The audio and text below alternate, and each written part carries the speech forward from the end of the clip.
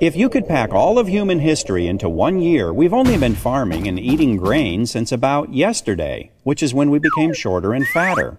We only started consuming processed vegetable oils about 10 minutes ago, which is when heart disease became our #1 killer. So after examining all this human history, the experts came to the obvious conclusion. We need to eat a lot more of these. And so they convinced us that human health depends on foods we didn't eat for more than 99% of our entire existence. How did this happen?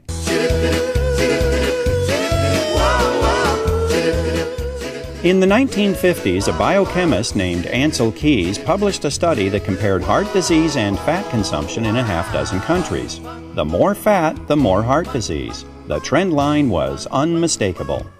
Just one little problem. Keys left out countries where people eat a lot of fat but have very little heart disease, like Holland and Norway. He also left out countries where people don't eat much fat but do have a lot of heart disease, like Chile. In fact, Keys had reliable data from 22 countries, and the results were all over the place.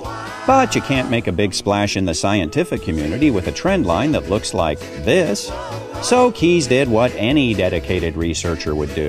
He threw out the data that didn't fit and published his results.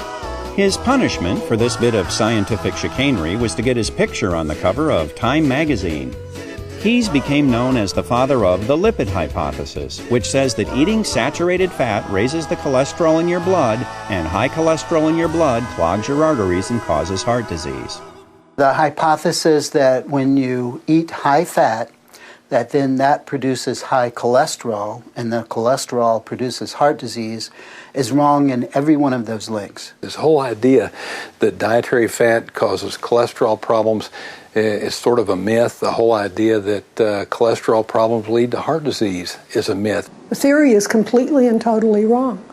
It was a theory that was made out of whole cloth and then pushed. The term artery clogging saturated fat, it's as though it's all one word. It's become part of the zeitgeist. Everybody knows saturated fat is bad for you, but when you get back and you start looking at the medical literature and you root back through to find out where this whole idea came from, it's bogus.